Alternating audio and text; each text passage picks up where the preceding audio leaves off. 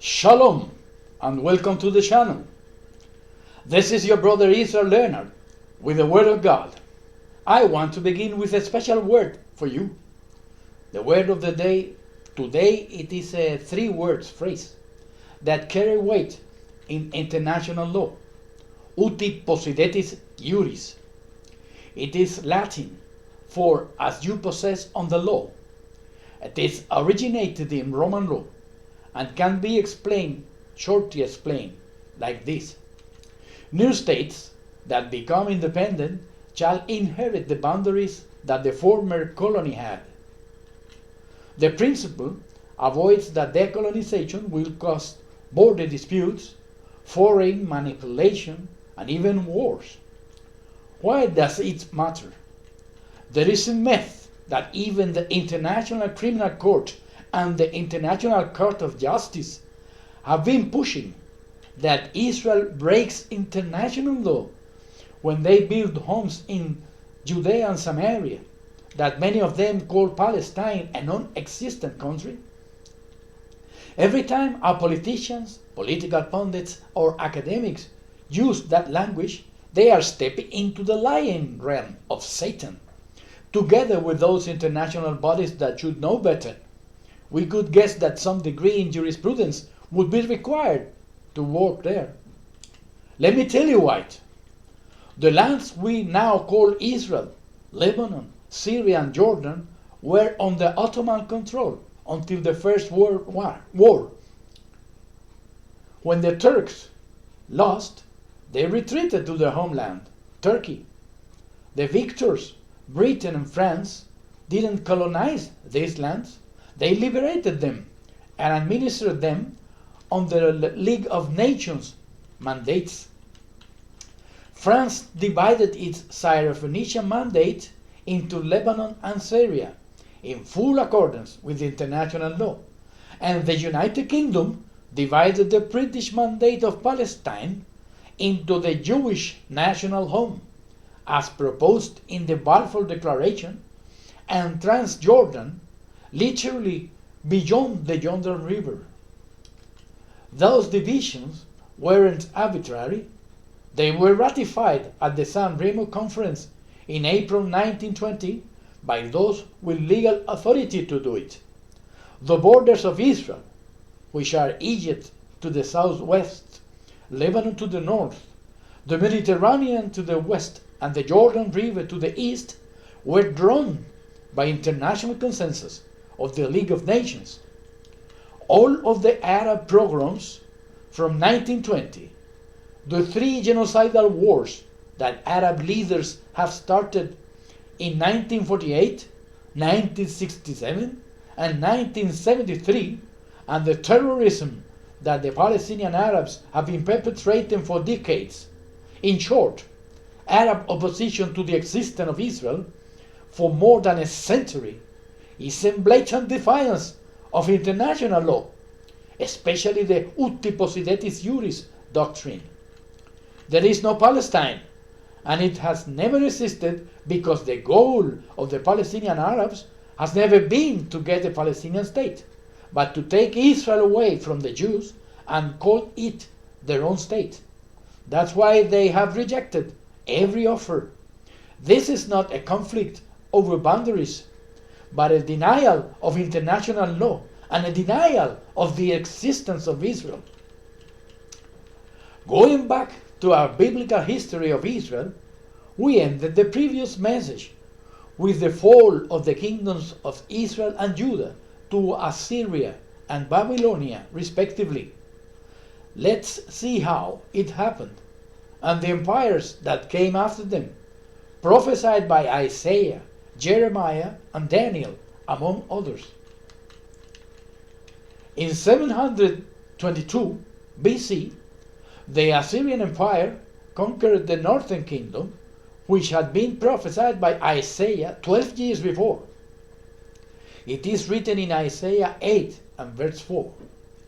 The Assyrian king Shalmaneser defeated Hoshea, the last king of northern Israel, as we can read in 2 Kings 17 and 6.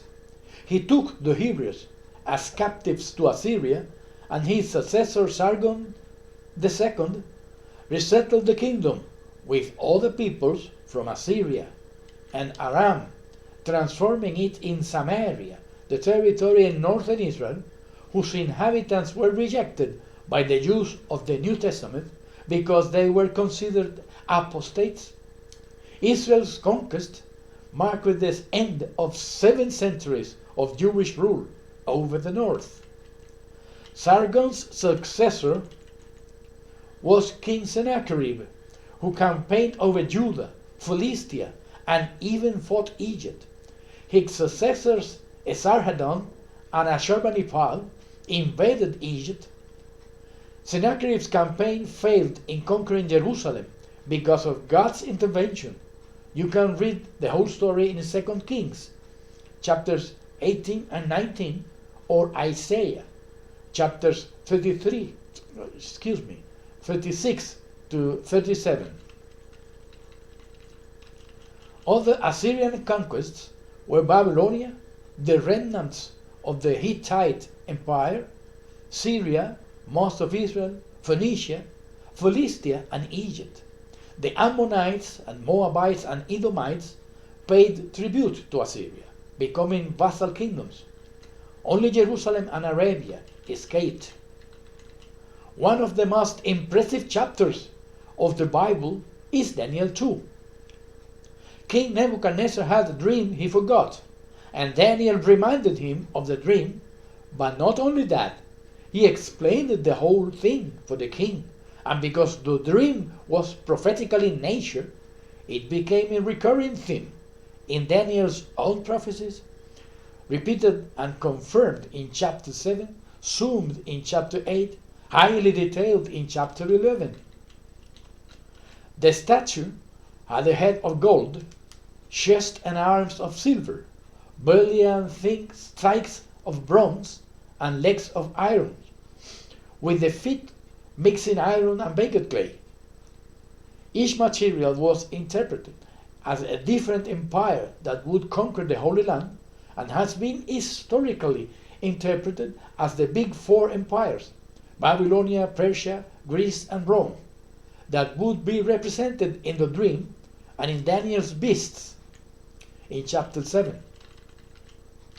Both Jeremiah, in Jeremiah 25 verses 9 to 11, and Jeremiah 29:10, and Habakkuk, in Habakkuk 1:6, prophesied about the Babylonian conquest of Judah, the southern kingdom. In 586 BC, Jerusalem fell into the hands of Nebuchadnezzar. Babylonia is the head of gold of the statue in Nebuchadnezzar's dream, and the first beast in the vision of Daniel 7. The last kings of Judah were Jehoiakim, who ruled from 609 to 598 BC. Then Jehoiachin from 598 to 597, and Zedekiah from 597 to 586. They had all served as vassals of Babylon, but both Jehoiakim and Zedekiah rebelled against Nebuchadnezzar, ignoring the word of the Lord that came through Jeremiah the prophet, urging them to submit to Babylon's rule.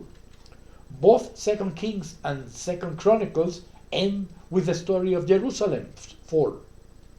More than 8 centuries of Israel's national existence came to an end with the Babylonian conquest. Babylonia conquered also all of the Assyrian territories in the zone except Egypt. Even Ammon, Moab, and Edom ceased to exist at the time.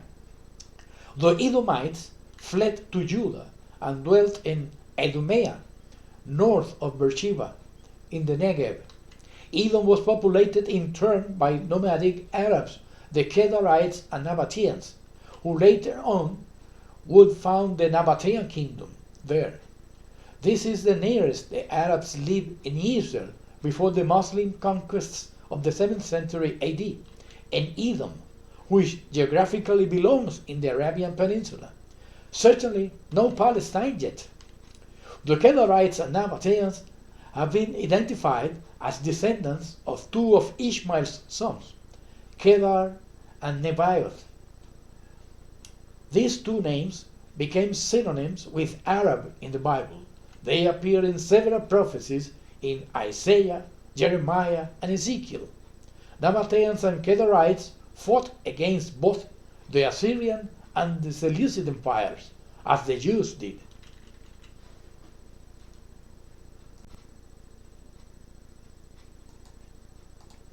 In 539 BC, Babylonia fell and was conquered by the Persian Empire, which became the greatest of all at the time, eventually occupying all of Asia Minor, the Levant, Babylonia, and Egypt, as well as part of the Balkans and all territories as far as India. The fall of Babylon is depicted in Daniel's book in chapter 5, and Persia is prophesied in his book as the chest and arms of Nebuchadnezzar's dream, the bear in chapter 7, and the ram in chapter 8. The Persian Empire conquered Lydia, Egypt, Babylonia, and all of the lesser kingdoms between them. The Philistines and Moabites disappeared from history at the time. It was beneficial for Israel that the Babylonians lost their power and the Persians rose to the top, beginning with Cyrus, king of Persia, the one in the book of Ezra, chapter 1, 1-4, who decreed that the Jews would be allowed to go back to Jerusalem and rebuild their temple. Several Persian kings favored the reconstruction of Jerusalem and the return of the Jews from the Babylonian exile.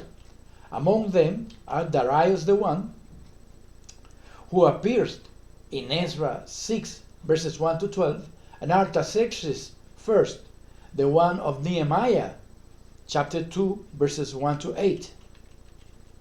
Israel didn't get independence, but Jerusalem was rebuilt and the second temple was erected.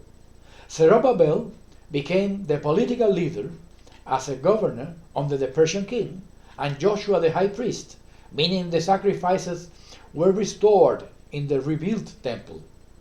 The return of the Jews is the theme of the books of Ezra and Nehemiah, and the prophets Haggai and Zechariah prophesied in that period, especially calling the people to finish the building of the temple.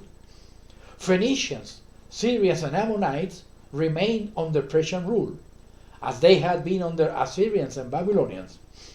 The Philistines and Moabites disappeared at the time, mixing themselves throughout the empire.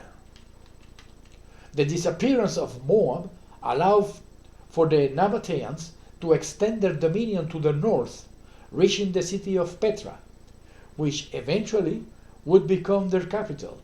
It means that the Arabs at the time gained territory in Edom and Moab, east of the Jordan River, but there is no evidence that they would have dwelt in Judah or anywhere in Israel at the time. No Palestine yet. From 334 to 25 BC, we have the period of the conquest of Alexander the Great. The Greeks, under his rule, conquered the whole Persian Empire at this decade, but he died young and left no successor, which caused wars for power between his successors, called the Diadochi. Besides, the huge territory that was supposed to become one Greek empire was divided in 4 different ones: Macedonia, Thracia, the Ptolemaic Egypt, and the Seleucid empires, with 4 rulers: Cassander, Lysimachus, Ptolemy the one, Soter, and Seleucus the first, Nicator. The Greek conquest of Persia and the rise of these empires was prophesied by Daniel more than 200 years before in the chapters 7, 8, and 11 of his book. And the Greek empire is represented in the dream of chapter 2 as the belly and thighs of bronze. Israel was located between the Seleucid Empire, which extended from Turkey to India, and the Ptolemaic Egypt in Africa. You can see the two in different colors in the map. These two empires fought 6 wars, called the Syrian Wars, for the control of Syria, Lebanon, Israel, between 274 and 78 BC. Israel was under Ptolemaic rule during the first 4 wars, but in the 5th Syrian War, Antiochus III the Great took it in 200 BC, and it became part of the Seleucid Empire for around 60 years. Antiochus III the Great was friendly to the Jews, as the Ptolemies had been, but the Jewish relative peace in the midst of the Syrian wars would find its worst enemy in 168 BC, in King Antiochus IV Epiphanes. He was a horrible person, whom the Bible calls despicable in Daniel's book. He tried to conquer Egypt 2 times, and after both, he persecuted the Jews without mercy. As a consequence of his evil persecution, the Jews started the Maccabean rebellion, an independence war that would lead to the Hasmonean kingdom, a brief restoration of Israel as independent nation that would be lost under the Romans.